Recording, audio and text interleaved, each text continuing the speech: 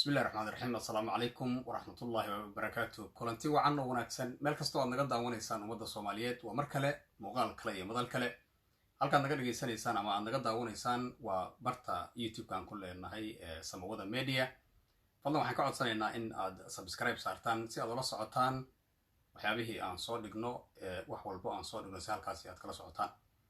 haddii eebo idmo barnaamijkan gaarka ah maanta waxaan ku eegaynaa ra'iisul wasaarihii hore ee dalka Soomaaliya mudane xasan cali khayre oo bishii July 25-keedii golaha baarlamaanka ee Soomaaliya ay xilka qaadis si degdeg ah ugu sameeyeen. xasan cali khayre nincankii ayuu ahaa maxaa lagu xasuustaa intii uu jagada hayay. waxaana sidoo kale xasan cali khayre ra'iisul wasaarihii hore ee dalka Soomaaliya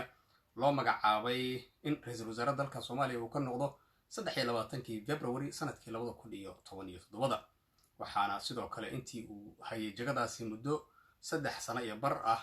uu ahaa ra'iisul wasaare firfircoon oo lagu xasuusto inta badan khudbooyin dhiiran iyo ficilo tilaabooyin wanaagsan oo markaasi hore ugu qaaday. sidaa darteed markii shirka ama xilka laga qaaday kadib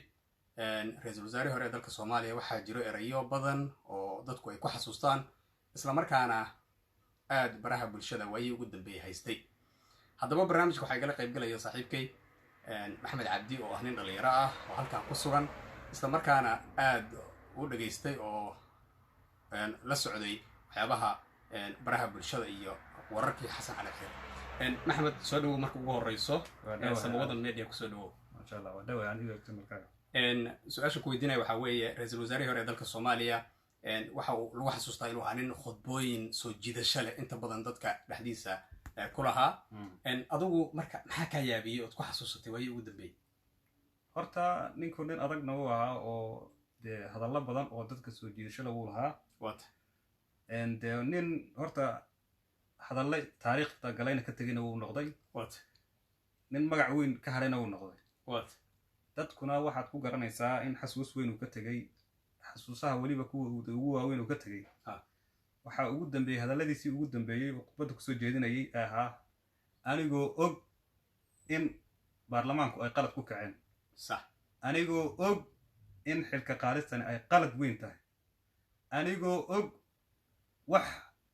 xilkan aan lagaga qaadi karo iyadoo jirin sax anigoo og xilka qaadis noocan oo kale ah inayna ka dhicin meesha anigoo og waxa meesha ka socda oo dhan inuu yahay wax caqabad ku ah dadka bulshada Soomaaliyeed si fiican haddana waxaan laga maarmaan ahayn inaan dadkayga u tanaasulidaas oo waliba xilkaygii aan isaga casilayo arrimaha lagu xasuustay ugu waaweynaa kuwaasay ahaayeen bal adigu bal waxaad tusaale ahaan waxaad naga siisaa bal hadallada qaadar badan oo de ninku meelo badan uu soo maray socodkiisuna aad buu u badnaa bal waxaad tusaale naga siisaa bal hadalladiisii markii uu gobolada dhex marayay waxaad kaga xasuusatay. aad baa u mahadsantahay runtii barnaamijka haddaad ka dhawaajisay wuxuu ahaa barnaamij inta badan bulshada ay isla dhex marayeen gaar ahaan barnaamijkan la yirahdo TikTok oo dhalinyarada aad ay u isticmaalaan qabsaday ereygan la yirahdo anigoo og in baarlamaanka wixii uu sameeyay ahaayeen wax khalad ah anigoo og marka waa hadaladii ugu dambeeyay oo xasan cali khayre markii uu xilka ka tagayay uu ku dardaarmay runtiina waa hadallo lagu xasuusan doono. sidoo kale waxaan ku xasuustaa anigana erayo aad u fara badan oo ay ka mid ahaayeen inuu ahaa ninku gabyaabu ahaa gabay jacbur ah buu yaqaanay. waxaa jirtay mar safar ku kala bixinayay galmudug sidoo kale Puntland koonfur galbeed Soomaaliya Kismaayo meelo badan oo dalka uu safar ku tagay meel kasta oo uu tago wuxuu ku salaami jiray salaan gabay ah. waxa aad ii soo jiitay runtii gabay uu ku salaamay Cabud Waaq oo uu yiri magaaladii gabdhaha cadcadayday Cabud Waaqay ma nabadba. sidoo kale waxaa ka mid ahayd magaalada Gaalkacyo mar uu tagay inuu yiri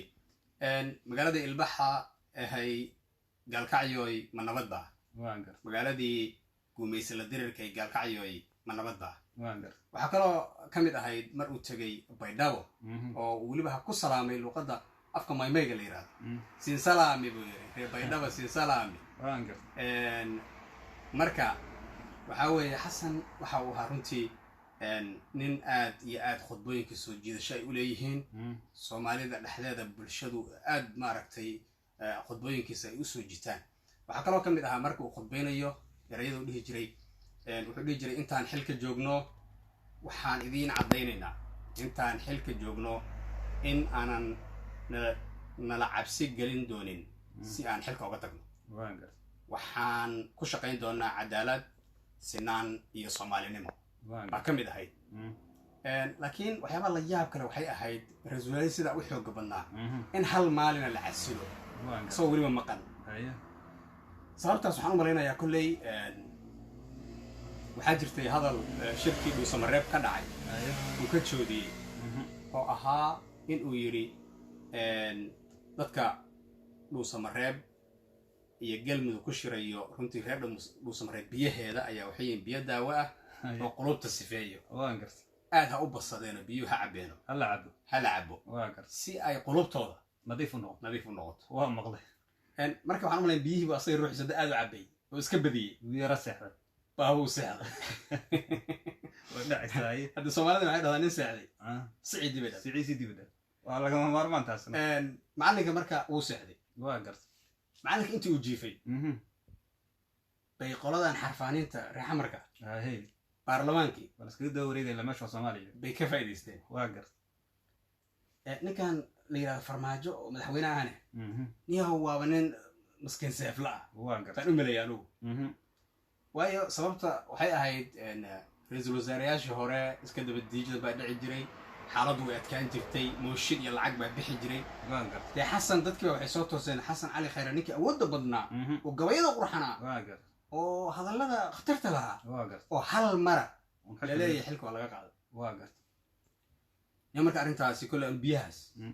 dhuusamareeb baan u eersanayaa macallinka bal hadda tusaale ahaan haddii aan ku weydiiyo caliyow bal ra-iisul wasaaraha dalka haya ee farmaajo madaxweynaha dalka haysta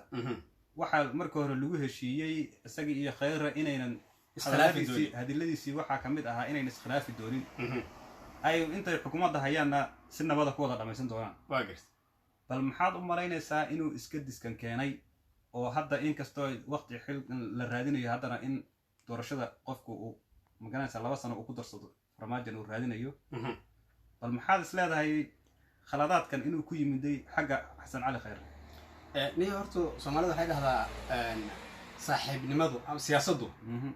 saaxiibnimad joogta ah ma leh waxay leedahay siyaasad waqti joogta horta taasaa kaliftay in ay kala tagaan labadii nin aadka isugu dhowaa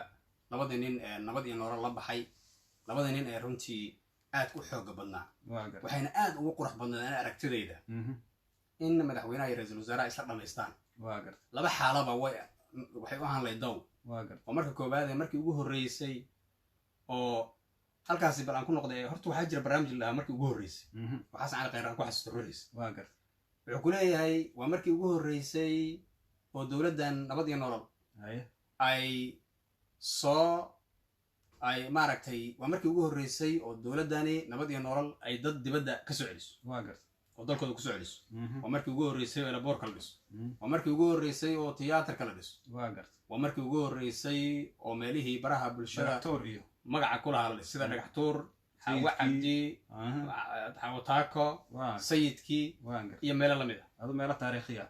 marka ereygaasna waa lagu xasuustaa marka waxay dhihi jireen marka wuxuu yiri farmaajo waa markii ugu horreysay oo aan isla dhamaysan doono taasi been bay noqotay laakiin inay isla dhamaystaan aad bay u wanaagsanaan lahayd aad buu fiicnaan lahayd marka ugu dambayn intaas ayaan barnaamijka kusoo gabagabeynaynaa waxaa igala qayb galay saaxiibkay maxamed cabdi waxaana inta badan ka faalloonaynay ra-iisul wasaarihii dalka soomaaliya mudane xasan cali khayre iyo waxyaabaa lagu xasuusan doono inta barnaamij noocan oo kale aan ku kulmi doono idilhaantiin waxaan kaga tegaynaa sidaas iyo nabadgelyo channelkana subscribe like shareta commentiga waa xaggiina intaba idinkaa la idinka sugaya mahadsanidii